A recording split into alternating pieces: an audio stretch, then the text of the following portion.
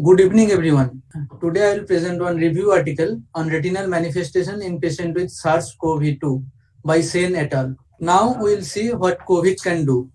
Apart from respiratory manifestations, COVID-19 can cause serious cardiovascular, cerebrovascular, and peripheral vascular manifestations. It shows neurotropism, endothelial tropism, and systemic wide inflammatory reaction known as cytokine storm. This article has comprehensively summarized all retinal manifestations secondary to COVID-19. All studies published till November 27, 2020 were included. They have done this study with the help of PRISMA checklist. What is the PRISMA checklist? This is preferred reporting items for systemic review and meta-analysis. It consists 27 points of checklist. They first identify and then done screening, then screening done for eligibility criteria, and after that they included the articles for this review article. They included all prospective and retrospective studies, case series, case report, and correspondence which reported retinal manifestation is COVID-19. And COVID-19 positivity was confirmed by positive RT-PCR for viral RNA from nasopharyngeal swab. And they have excluded the suspected cases of COVID-19. Those were not testing positive, but only it was suspected. These four articles, two from Brazil, one from Italy, one from Spain, they showed retinal hemorrhage is the most common manifestation, followed by Cottonwool spot and hard exudate. This bar diagram shows retinal manifestation of previous four studies. Most common is the retinal hemorrhage, second most common is the Cottonwool spot, and third most common is the hard exudate. These are all case report. They shows the CRVO is the most common manifestation of post-COVID. Other few case reports shows incidence of arterial occlusion, paracentral acute medial maculopathy, vitritis, and uveitis. Ocular manifestation can start from eyelid, and it can be blepharitis, lid margin hyperemia. There can be follicular conjunctivitis, viral keratoconjunctivitis, episcleritis, and hemorrhagic or pseudomembranous conjunctivitis. Retinal manifestation can be CRVO, CRAO, paracentral acute medial maculopathy, vitritis, acute retinal necrosis, choroiditis, peripheral retinal hemorrhage, hard exudate, and Cottonwool spots. These are the evidence of retinal manifestation in COVID patient, mostly CRVO. There are few other manifestations of retina in COVID, like AMN, acute medial neuroretinopathy. There is disruption of ellipsoid zone seen in the OCT, and paracentral acute medial maculopathy. There is hyperreflective area in the inner retinal layer seen. There can be hyperreflective lesion at the level of ganglion cell and inner plexiform layer, more prominently at the papillomacular bundle. There can be neurological manifestation like papillophlebitis, optic neuritis, edystonic pupil, neurogenic ptosis, and can be orbital cellulitis, mucormycosis, retroorbital pain, orbital histiocytic lesions. This one on evidence of papillophlebitis in COVID. There can be different manifestation and the onset can be different. Like follicular conjunctivitis, keratoconjunctivitis, and episcleritis, it usually presents early within 7 days. And ARN, optic neuritis, cranial nerve pulses, dactyloretinitis, these also usually presents little early within 7 days. CRVO and mucormycosis can present in any time, maybe within 7 days, maybe delayed after 20 days also. And CRAO, blepharitis, serpiginous choroiditis, and papillophlebitis usually presents late after 20 days. Coming to the discussion, there can be non-specific symptoms like vascular dilatation, retinal hemorrhages, and Cottonwool spot. SARS-CoV-2 can affect the endothelium by ACE2 receptor, and it can inflammatory changes and apoptosis can be there, and it causes vasculitis. There can be release of pro-inflammatory factors which can cause cytokine storm, and there can be multisystemic thromboembolic complications. In early phase, the retinal inflammation and infiltration by immune cells will occur, which will release the inflammatory mediators.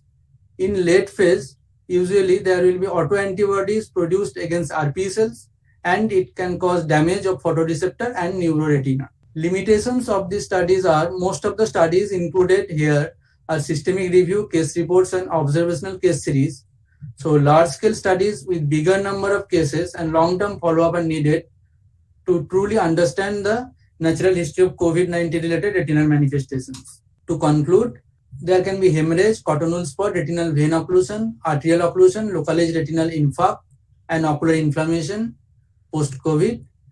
Manifestation can occur early, like less than 1 week, maybe late, more than 6 weeks. So clinician must be aware of such complications, and routine antithrombotic prophylaxis may be advised in cases of critically ill patient, but not recommended solely for ocular complications. So recent concern is COVID vaccine related ocular manifestations. It can be acute middle neuroretinopathy, paracentral acute middle maculopathy. These two have been reported before after H1N1 vaccination. There can be CSR-like features, scleritis, episcleritis, and CSR has also previously been documented after smallpox and anthrax vaccination. But the theoretic pathogenesis of an inactivated COVID-19 associated ocular inflammation is not known, but the proposed mechanism can be molecular mimicry and antigen-specific cell and antibody-mediated hypersensitivity reactions. Thank you all for patience listening. Thanks, Dr. Arka. Any comments by anybody? I think nicely sum up. Actually, I think you cannot have more concise one. I think very well presented. Yes. Extremely well done. Yeah. See, it is definitely a concern now that the vascular occlusions, both vein and artery occlusions, are seen more in post-COVID. Is there any way you can differentiate whether it is like RVO, overall RVO, or this type of RVO is specific, any other picture? Anybody has described morphologically some difference pattern? You have gone through the literature. Has anybody described any different type of a morphological manifestation, or it's the routine RVO? RVO is like other etiology of RVO, like same like features can be there in post-COVID also, but usually it is milder version. Again, you told that there is no role of systemic thrombolysis. There is no evidence for it. But if you look at RVO, yes, sir. The risk of stroke in 4 years is how much? Asymptomatic, like who comes with maybe having other ocular risk factors or other systemic like hypertension, diabetes, hypercholesteremia, and has got a RVO. So the literature says that next 4 years, the risk of developing stroke is nearly 4 times. In an artery occlusion, even in first 6 months, the risk of stroke is doubled. And in 4 years, it is 9 times. So artery occlusion definitely has more risk of stroke. Vein occlusion has less risk of stroke. So what is the risk of stroke after COVID? Have you looked into that literature? It is nearly 8 times in the early first 6 months, because we don't have 4 years data there. So that means definitely you are dealing with a population who have a more risk of stroke, and one thrombotic event in the eye has happened. So there is actually a full case to start thrombolysis, but we don't have evidence till yet. But there is a full case, because as I told you, the risk of early stroke, there are good evidences, the odds is nearly 8 times. And now you're having one more thrombotic event, correct? Yes, sir. But we don't have evidence as yet whether to start antithrombotic. Rajiv, yes.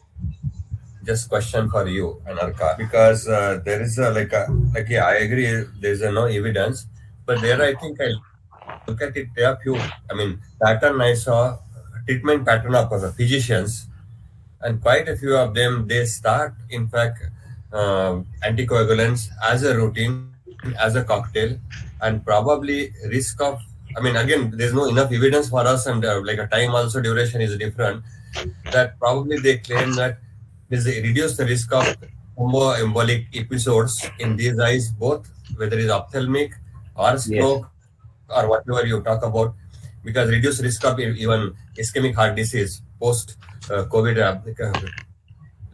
cardiac events. So, but then these are like an anecdotal thing. We do not have obvious evidence. But there is a cocktail. Yes, there is a cocktail. And even the only thing is they don't continue that for a long time. Even when many of our consultants who had COVID, they were given some form of thrombolysis for initial 1 month or gradually tapering, or they stop it. No, it is some anticoagulant or some type of antithrombotic agent they give.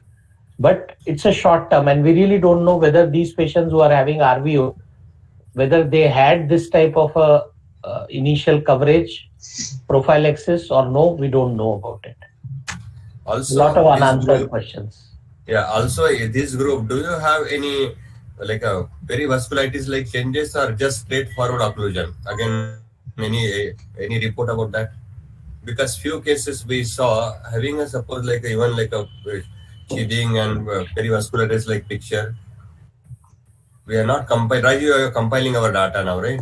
Yeah, we have to compile now. We're just starting that because we wrote a prospective study which we didn't get it. We have applied to ICMR, it got rejected. So okay. We will be. Cases which I was seeing, I saw a couple of cases which, and I think I was sharing with Amla also. Both of us were treating together, referred from somewhere. Had even full-blown, perivasculitis leading to occlusion and post-COVID, which I think this series does not show anywhere. They are not mentioned, if I remember, unless I missed that slide. They do say that inflammatory changes, but they have not specifically told about vasculitis. Sir, how do we tell that it is because of COVID, sir? It can be because of associated absolutely correct. risk factors also. Absolutely correct. There is no way we can say, because many of them have hypertension, diabetes, hypercholesteremia.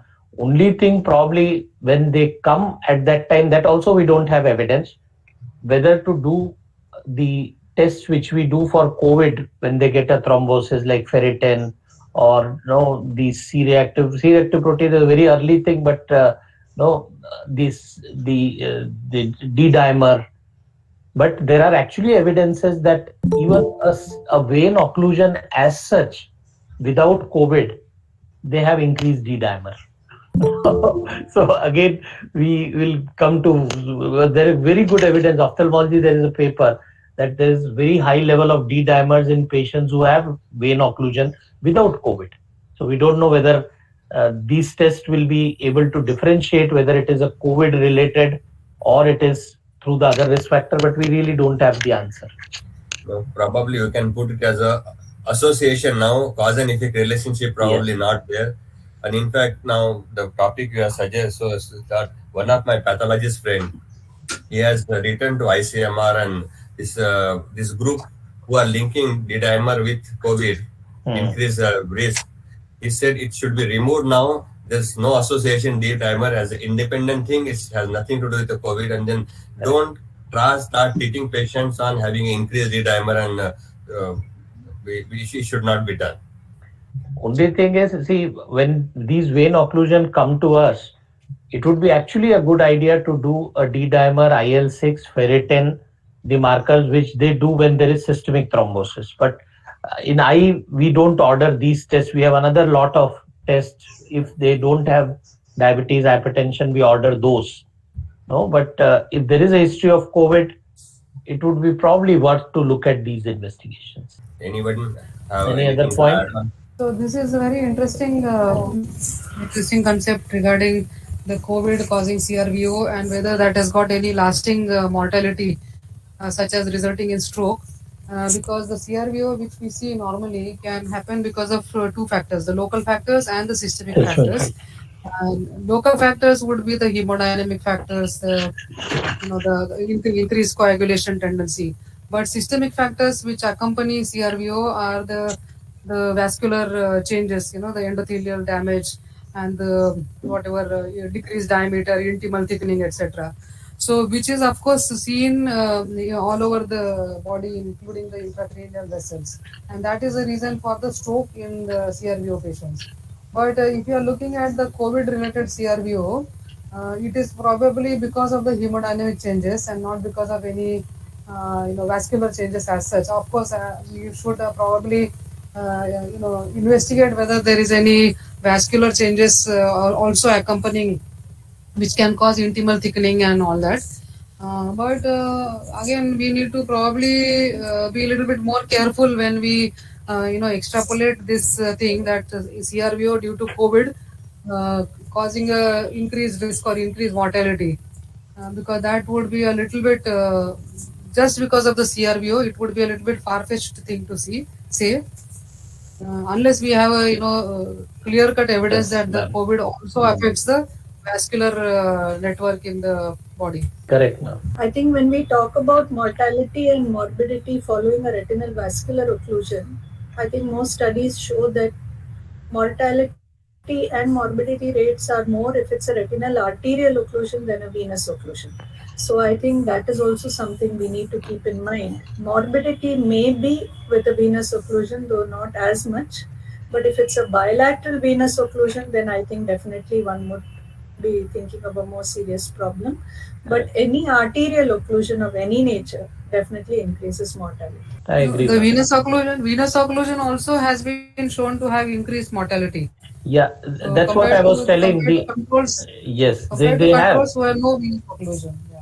They have a high mortality thing, but the early and late is the difference. If you take artery occlusions, they have a more risk. Even the increased risk starts within 6 months. They say that within 6 months itself, the mortality is 2 times, which is not there for vein occlusion. It happens a little later. That is the difference people have correlated between two. Any other points? It is basically that I think it will help us in singling out these patients and prioritizing them for better workup or more workup towards this kind of mortality. So maybe they can be evaluated a little bit more thoroughly, and maybe this kind of anticoagulants can be started for these patients. Yes. Yeah, so what I would suggest is that if you have a patient of unilateral CRVO or VRVO, you can do all the blood tests, that's fine.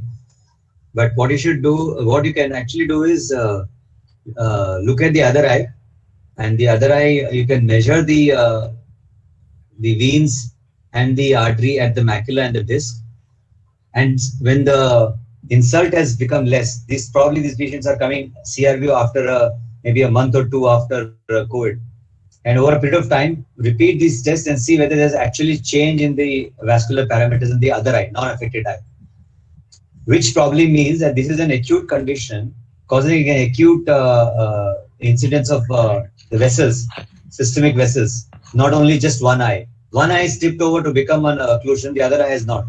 So the other eye could be a control after a period of time. So since Rajiv has done a lot of work on the vessel diameter, the vessel density and everything, you can just look at the other eye after the insult. After first we have diagnosed CRVO, maybe 2 months, 3 months down the line, call the patient again and do the OCTAs and just look at the vascular parameter, whether they have actually become less. Meaning that the risk of occlusions or the systemic factors have slowly started waning. Once the antibody levels of the COVIDs have started waning. So that could be one explanation, that maybe it was an acute condition which is now recovered. Because the other eye has not developed a disease, but they might show some changes. Yes, good idea. Vascular parameters in the other eye means, what do you mean, Chetan, by this? Now, like what you see is that you look at the vessel density, the vessel length, and you also look at the artery and vein. Artery vein diameters, calibers. probably the calibers and fractals, you can probably look at these.